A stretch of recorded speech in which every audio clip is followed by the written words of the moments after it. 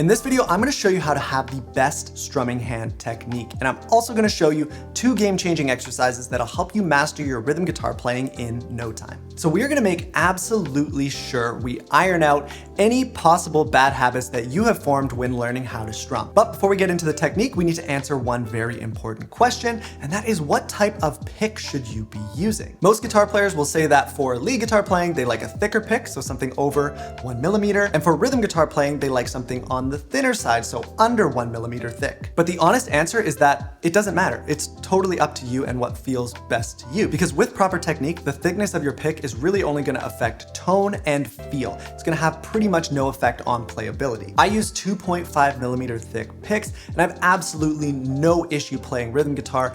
Doesn't impede me whatsoever. So to get the best strumming hand technique, the #1 key is to be very relaxed and very, very loose. Nothing I'm doing on this side of my body is creating any tension. Everything is very, very relaxed. So as we go through each step of the technique, make sure you're thinking about it. Am I relaxed right now? Is anything tensing up? Now, as far as pick grip goes, it's gonna be a little bit different for everybody. It's gonna also depend on the size of your pick. What I like to do is I like to place my pick between my first finger and my thumb, just like this. Some people like to have 2 fingers on it. That's totally fine if you're more comfortable with that. For me, I like this.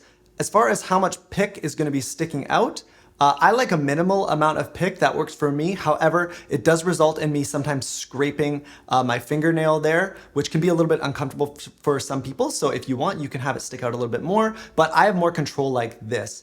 And then the point of the pick should come off at an angle, right? Basically a right angle, maybe a little bit less. I kind of like it pointed a little bit more forward like this, right? And again, everything's relaxed. I'm not gripping the pick tightly whatsoever. I could very easily just pull that out. Like there's almost no grip strength at all.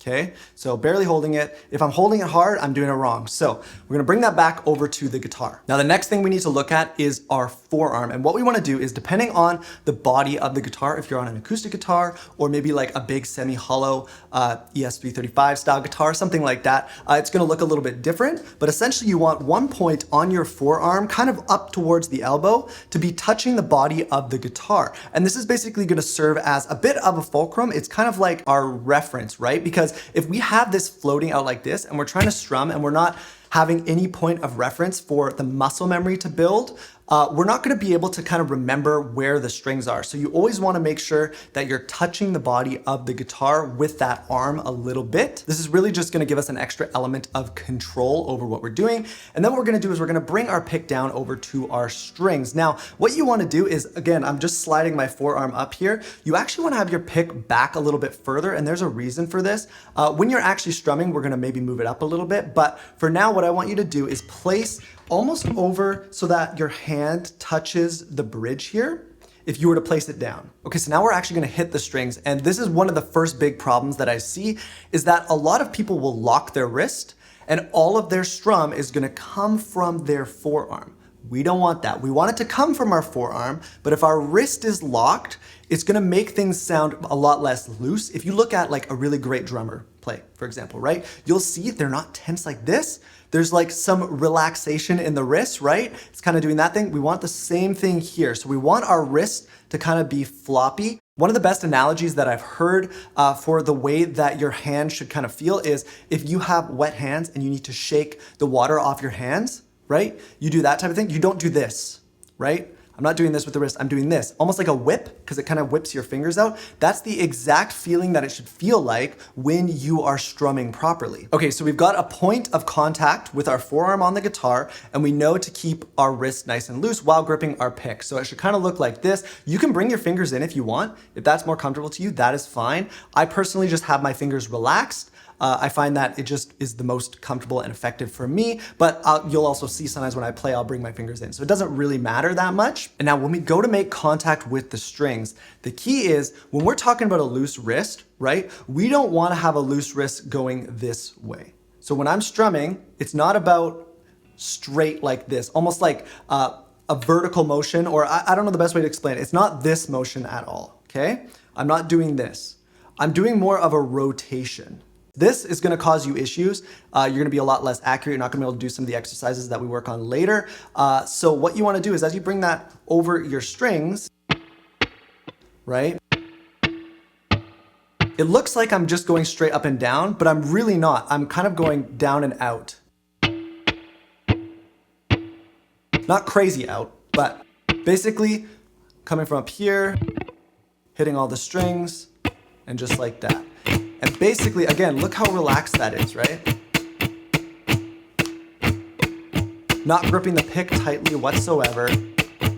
I'd highly recommend recording yourself as you work on this technique because it's not gonna come really, really fast, and it's gonna be hard to kind of tell if you're doing it right without watching back and seeing that it looks similar to what I'm doing. Again, it's all about relaxation. So if you see your wrist is really tense as you're doing it or not moving enough, then you obviously are gonna have to make some adjustments. Now, the reason why we want our hand to be a little bit further back on the guitar in its kind of natural resting position is because when you switch between lead guitar playing and rhythm guitar playing, or you decide you wanna do some palm muting for rhythmic purposes, you actually will need to put your hand onto the guitar. Right now, we have our forearm connected to the body of the guitar, but our hand is floating, and the palm of our hand is floating, right? So that we have kind of maximum maneuverability when it comes to strumming. But if we want to play more accurate strings, right, it can be very hard, especially without looking down, to make sure that we're picking the right strings. And if I want to palm mute, there's no palm to mute, right? Because it's floating in the air. So we bring it down onto the guitar, onto the saddles like this, and we scooch it up a little bit.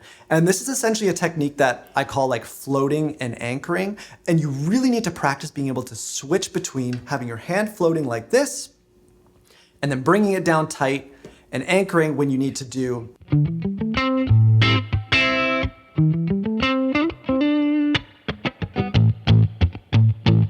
all those other techniques that require you to be accurate. So you need to go back and forth all the time. This is what so many great guitar players do when they switch seamlessly between rhythm and lead playing. And rather than getting into lead guitar and working on those right away, you might not be at that point yet.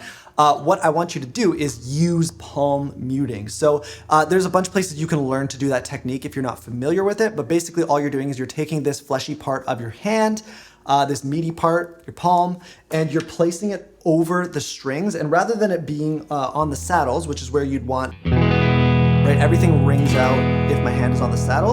But if I bring that hand further up, listen to this, it meets the strings, right? Now, if I find the sweet spot, if I go up here, nothing's gonna come through. But if I go back so that it's like right in between, just over the saddles onto the strings,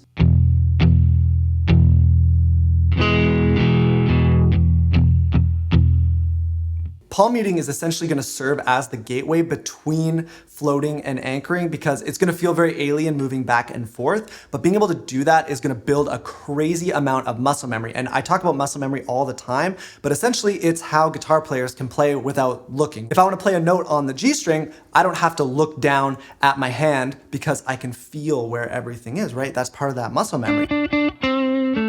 I know that that's G and the D string. So just work on going back and forth. The actual rest of the technique doesn't change very much, right? We've got our forearm sitting on the guitar, hand over top, and we're just going between practicing our strumming and then bringing our hand onto the bridge of the guitar. Bring it off, strum, back down, palm mute. And if you don't really want to do the palm muting yet or it's not sounding right to you, you can just work on getting the hand onto the bridge, so behind it a little bit, so you can go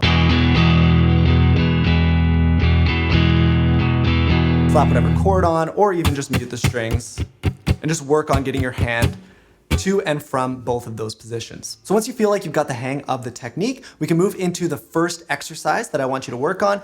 And what I'm gonna call it is strum drumming. I couldn't really think of a better name for it.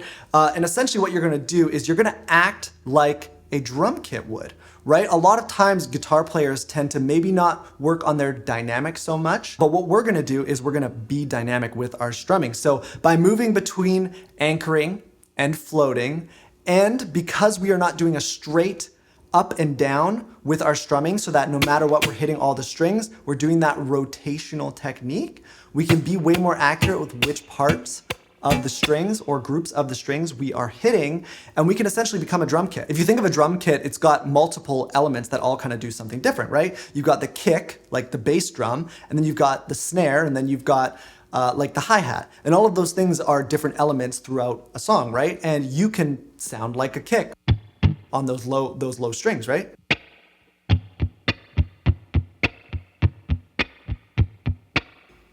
Do you kind of get the idea? So I'm even adding a little bit of hi-hat in there in the middle just based on how hard I'm hitting those strings. Now, as far as the actual exercise, what I want you to do is find a song that you enjoy listening to, hopefully not something too crazy technical, but it can be honestly whatever you want, it doesn't matter. And put that song on, take your hand, put it over the strings, because the chords we play here don't matter at all. And all you're gonna do is you're gonna essentially try and mimic the drums. And you don't have to do exactly what the drum is doing. You just have to do something that works rhythmically, right? You don't have to follow the exact kick pattern or whatever, just start working on.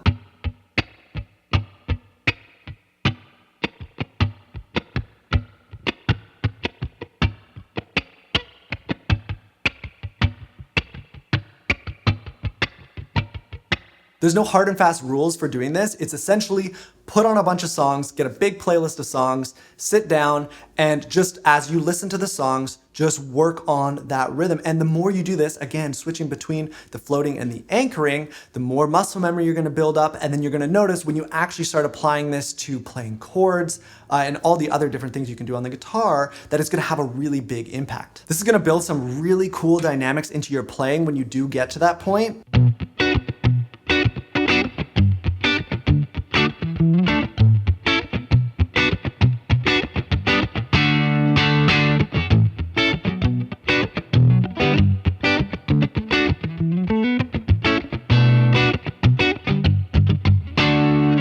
Exercise number 2 is especially great because you don't even need a guitar with you to work on this. And it's essentially just using your hands to play the drums along to music. So you can do this on your lap, you can do it on a desk, or if you're like stuck in traffic or at a stoplight or whatever, you can do it in the car. The only thing that you need is just some music going so you have something to follow along to. Now you don't have to perfectly imitate the percussion that's happening inside the song with your hand drumming. That's not the point. The idea is just to play something that fits and goes along, and actually it's probably better to be creative with what you're doing. A massive part of your sense of rhythm is actually what's happening internally. So the technique itself is really just the application of your sense of rhythm. And even with an exercise like this that doesn't involve the guitar at all, make sure you keep everything nice, loose, and relaxed. You'll notice it makes a really big difference. So now that you've got the basics down, you'll wanna go check out my video on the 8 rhythm guitar tricks that'll make you sound like a pro. We kind of take all this stuff to the next level. That video will be up on the screen for you right now, so feel free to check it out. Thank you so much for watching, and I will see you in the next one.